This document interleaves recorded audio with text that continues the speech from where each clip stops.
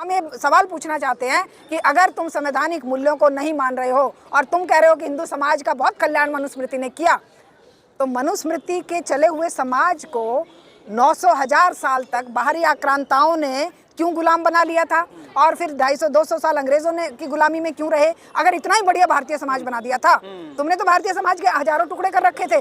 रोज तो तुम अत्याचार और अन्याय की कहानियां लिख रहे हो, फिर तुम कह रहे हो कि हमारी मनुस्मृति, हमारा फलाना, हमारा ठिकाना, हमारा हिंदू समाज को छोड़ा कहाँ तुमने? बाबा साहब मनुस्मृति ना जलाते तो महिलाएं उठा के जला देंगी ना।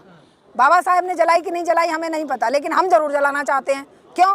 क्योंकि मनुस्मृति से आज देश नहीं चलेगा। मनुस्मृति जिस जमाने में लिखी गई थी उस जमाने में वो समाज चल गया।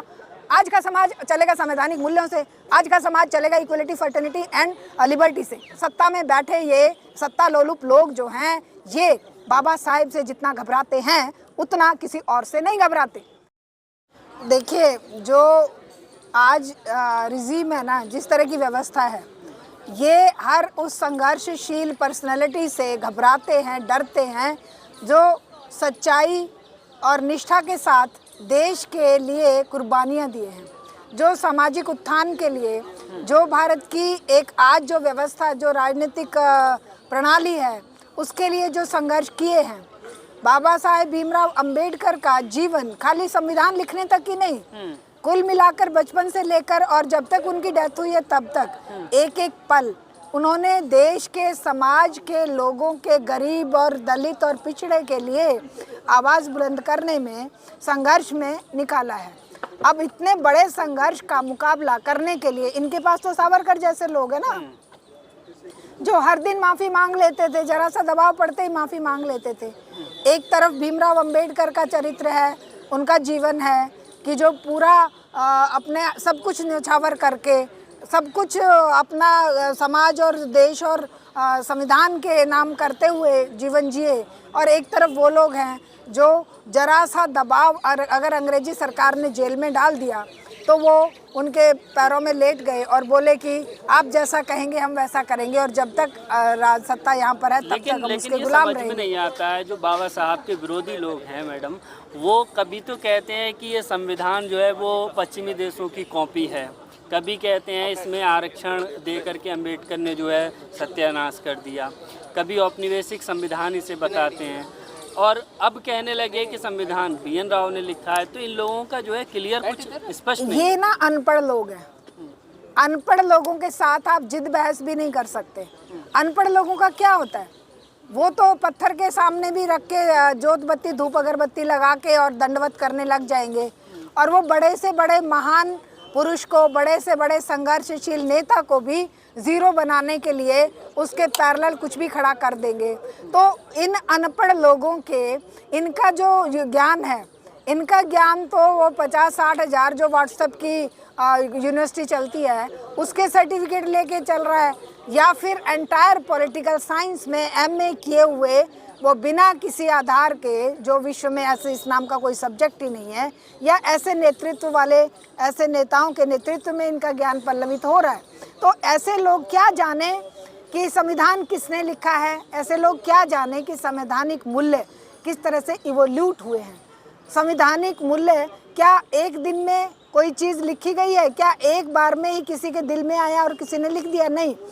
बाबा साहेब भीमराव अंबेडकर ने उस दौरान जब भारत में अंग्रेज़ों का राज था, उस समय जो गवर्नमेंट ऑफ इंडिया एक्ट पास हुआ, या जो दूसरे एक्ट पास हुए, या दूसरे जो संघर्ष चल रहे थे, जो भारत में असमानता चल रही थी, जो 5000 साल पुरानी व्यवस्था के तहत समाज खंड खंड हुआ था, और जो एक पर्टिकुलर वर्ग को दलित बनाकर कुचला जा रहा था, वो सब समस्याएं देखकर, और जो वैल्यूज़ उनके उस संघर्ष के द्वारा उत्पन्न हुई, ऐसे नहीं कि उनके मन में यार बैठकर उन्होंने लिख दिया, नहीं, कोई भी परिस्थिति के अनुसार, और जो मूल्य भारतीय स्वाधीनता आंदोलन में इवोल्यूट हुए, विकसित हुए, जिनका उद्विकास हुआ, उन मूल्यों को लेकर बाबा साहेब अम्बेडकर ने, बाबा साहेब भीमराव अम्बेडकर के नेतृत्व में संविधान सभा ने वो संविधान तैयार किया था।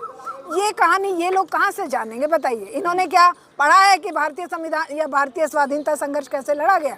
क्या इन्होंने पढ़ा है कि किस तरह से 1857 से लेके और 1757 से लेके और 1947 तक लाखों मतलब दसियों लाख युवाओं ने प्राण न्यौछावर किए हैं। क्या इन्हें पता है कि किस तरीके से ज्योतिराव फुले या सावित्रीबाई फुले ने गाली खाकर, गोबर कीचड़ खाकर भी समाज में शिक्षा के प्रकाश को प्रज्वलित करने के लिए कुर्बानियां दी हैं? इन्हें कुछ पता है? इन्हें कुछ नहीं पता है। इन्हें एक बात पता है कि हिटलर जिस तरीके से विश्व को सेकेंड वर्ल्ड वॉर में झोंका, उसी तरीके से हम एक ऐसी नस्लवादी और ऐसी धार्मिक उन्माद पैदा कर दे जिसके सामने जो भी आए वो बह जाए। बाबा साहब भीमराव अंबेडकर की वैल्यू या उनके जीवन मूल्य या उनका संघर्ष या उनके बनाए संविधान के लिए इनके दिलो दिमाग में कोई आस्था नहीं। क्या वजह क्या लगती है कि बाबा साहब से इतनी नफरत का क्या कारण लगता है? यही कारण स्टैचू का विरोध किया जाता है। हमने बताया ना, विरोध क्यों नहीं करेंगे जब अगलों के पास एक खोखला बंदा है। आप मान लो एजुकेटेड हैं, आपको सब अच्छाई बुराई सब कुछ पता है, और एक आदमी अनपढ़ है, उस अनपढ़ आदमी को कुछ नहीं पता, या उसको वो मतलब वकील हैं, हाई कोर्ट के वकील हैं, वो वकालत केवल किताबें पढ़े हैं भाई। अनपढ़ से मेरा मतलब यही नहीं था, ये मैं थोड़ा सा ये शब्द थोड़ा सा असंवैधानिक है। अनपढ़ का मतलब खाली किताबी ज्ञान प्राप्त कर लेने से ही पढ़ा लिखा होना नहीं है। अनपढ़ होने का मतलब है कोई बहुत बड़े बड़े इंजीनियर, साइंटिस्ट या वकील या टेक्नोक्रेट्स भी लगभग अनपढ़ जैसा व्यवहार करते हैं जब वो जातिवाद को फॉलो करते हैं, जब वो धर्मांधता के शिकार होते हैं, तो तब तो वो उन अनपढ़ों से भी बदतर होते हैं ना, जिन्होंने रोटी रोजी के लिए। तो ये वकील भी वैसे ही हैं, ये वकील भी वैसे ही अनपढ़ हैं जो सामाजिक मूल्यों को नहीं जानते, संवैधानिक मूल्यों को नहीं जानते, संविधान के निर्माण के संघर्ष को नहीं जानते, आज़ादी आंदोलन की कुर्बानियों को नहीं जानते। ये आज इनके तो वो भी लोग हैं ना जो ये कह रहे हैं 2014 में देश आज़ाद हुआ, तो इनसे आप उम्मीद करेंगे कि बाबा साहेब को ये सम्मान दें? और बाबा साहेब का व्यक्तित्व इनके सम्मान का मोहताज बिल्कुल नहीं है। बाबा साहेब का स्टैचू अगर अदालत में लगे ना लगे, कहीं लगे ना लगे, लोगों के दिलों में लगा हुआ है। कर्नाटक हाई कोर्ट ने अभी 2 दिन पहले आदेश किया है कि राज्य की सभी अदालतों में, जिला अदालत हो, हाई कोर्ट हो, सभी अदालतों में बाबा साहब का फोटो लगाना अनिवार्य है। तो इस फैसले को कैसे देखती हैं आप? देखिए, फोटो लगे बहुत अच्छी बात है, लेकिन हम ये कहते हैं बाबा साहेब के जो जीवन मूल्य हैं, जो संवैधानिक मूल्य हैं, उनका रोज कत्ल ना किया जाए।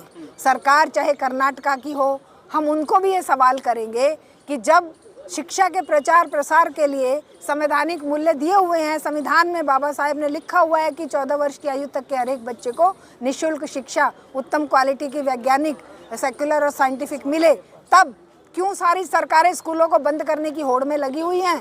तब वो कहाँ बाबा साहेब के मूल्यों को फॉलो कर रहे हैं? क्या चित्र लगा देने से बाबा साहेब के संविधान का पालन हो जाएगा? नहीं होगा। जो जिनके लिए संघर्ष किया उन्होंने जीवन भर, जो उन्होंने वाक्य दिए कि शिक्षित हो, संगठित बनो और संघर्ष करो, ये मूल्य जब तक समाज नहीं अपनाएगा और सत्ता में बैठे ये सत्ता लोलुप लोग जो हैं, ये बाबा साहेब से जितना घबराते हैं उतना किसी और से नहीं घबराते। इनको लगता है कि ये मसीहा जो इस समाज का मसीहा बनकर इस समाज को, चाहे वो रिजर्वेशन की बात है, चाहे वो किसी और तरीके से संविधान में बराबरी का हक देने की बात है, इनके हाथ में अगर मनुस्मृति रहती तो ये आज ये समाज जहाँ तक पहुँचा है वहाँ नहीं पहुँच पाता। कहते हैं आरक्षण से देश बर्बाद हो गया, आरक्षण होना चाहिए, आर्थिक आधार पर होना चाहिए, जो गरीब है उसको मिलना चाहिए, और जो अमीर लोग हैं, चाहे शेड्यूल कास्ट के हैं, शेड्यूल ट्राइब्स के हैं, उनको क्यों मिलना चाहिए आरक्षण? अडानी को आरक्षण क्यों मिलना चाहिए कि सारे देश के संसाधन उस एक पूंजीपति के हाथ में या अंबानी के हाथ में क्यों बेचे जा रहे हैं? वो आरक्षण नहीं है। 1 करोड़ फीस देने वाला बच्चा अगर MBBS में 20 नंबर आने पे भी सीट पा लेता है प्राइवेट कॉलेज में, तो वो आरक्षण नहीं है। ये आरक्षण किस बात के आरक्षण की बात कर रहे हो तुम? कौन से आर्थिक आरक्षण की बात कर रहे हो? आर्थिक आधार पे तुमने तो इस देश में जो हालात पैदा कर दिए हैं, सरकारी नौकरियां ख़त्म कर दी हैं, सरकारी संस्थाएं ख़त्म कर दी हैं, और आरक्षण का रोना तुम रो रहे हो। तुमने तो अलग तरह का आरक्षण शुरू कर दिया है। तुमने तो पैसे के दम पर आरक्षण शुरू कर दिया है कि जिसकी जेब में पैसा है वो अपना, चाहे उसको कोई उसके अंदर नॉलेज नहीं है, चाहे टैलेंट नहीं है, तब भी वो डॉक्टर बन के किडनी बेच के पैसा कमा लेगा। और चाहे कोई कितना भी टैलेंटेड बच्चा है, वो अगर किसी कमज़ोर वर्ग का है, पैसे उसके पास नहीं है, तो उसको ये MBBS में क्या कहीं पर भी एडमिशन नहीं देंगे। बाबा साहब ने मनुस्मृति जलवाई थी, इसलिए हम उनका विरोध करते हैं, इसलिए नफरत करते हैं। बाबा साहब मनुस्मृति ना जलाते तो महिलाएं उठा के जला देंगी ना। बाबा साहब ने जलाई कि नहीं जलाई हमें नहीं पता, लेकिन हम जरूर जलाना चाहते हैं। क्यों? क्योंकि मनुस्मृति से आज देश नहीं चलेगा। मनुस्मृति जिस ज़माने में लिखी गई थी उस ज़माने में वो समाज चल गया। आज का समाज चलेगा संवैधानिक मूल्यों से, आज का समाज चलेगा इक्वलिटी, फर्टर्निटी एंड लिबर्टी से। आज का समाज मनुस्मृति के मूल्यों से, 5000 साल पुराने मूल्यों से कैसे चल पाएगा?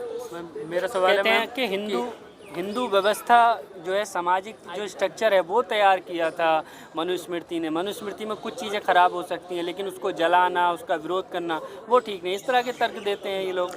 तो क्या मनुस्मृति जला देने से तुम्हारे दिमागों की गंदगी खत्म हो गई? तुम्हारे दिमागों में तो आज भी महिलाओं के प्रति जितने अन्याय अत्याचार हो रहे हैं, सारे बीजेपी के RSS के लोग क्यों पकड़े जा रहे हैं आज?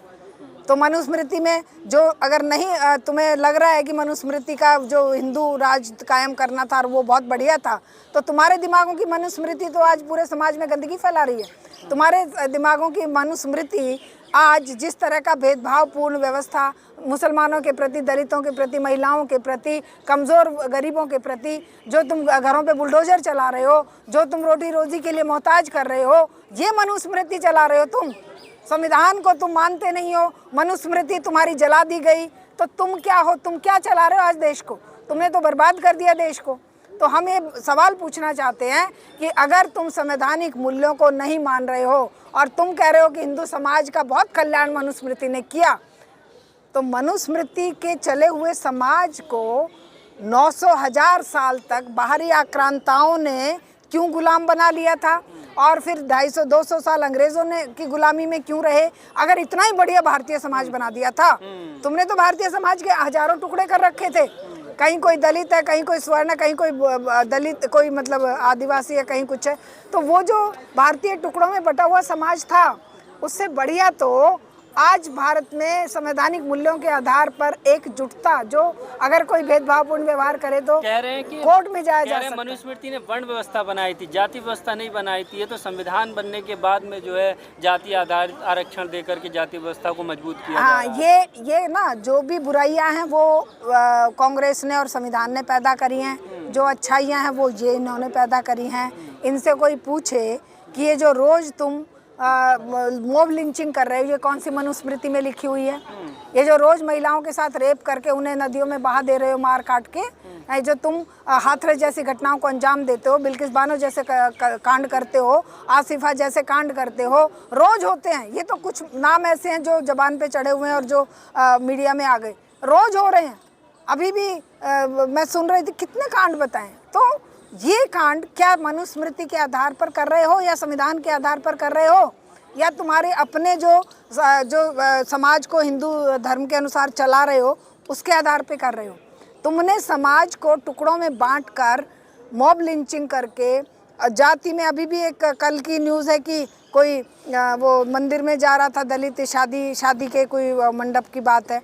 तो रोज तो तुम अत्याचार और अन्याय की कहानियां लिख रहे हो, फिर तुम कह रहे हो कि हमारी मनुस्मृति, हमारा फलाना, हमारा ठिकाना, हमारा हिंदू समाज को छोड़ा कहाँ तुमने? ग्वालियर हाई कोर्ट में बाबा साहब की प्रतिमा नहीं लगने देते हैं, लेकिन जयपुर हाई कोर्ट में मनु ऋषि की प्रतिमा लगी हुई है। हाँ, ये सब गड़े मुर्दे उखाड़ेंगे। जो जिंदा हमारे सामने आदर्श हैं, उन आदर्शों को दफनाएंगे, और दफन किए हुए जिनका आज कोई महत्व नहीं है, जो अपने ज़माने के साथ खत्म हो चुके, उनको ये लाकर जिंदा करेंगे जिनका कोई नाम नहीं जानता। तो ये इनकी एक मॉडस ऑपरेंडी है, ये इनके काम करने का तरीका है।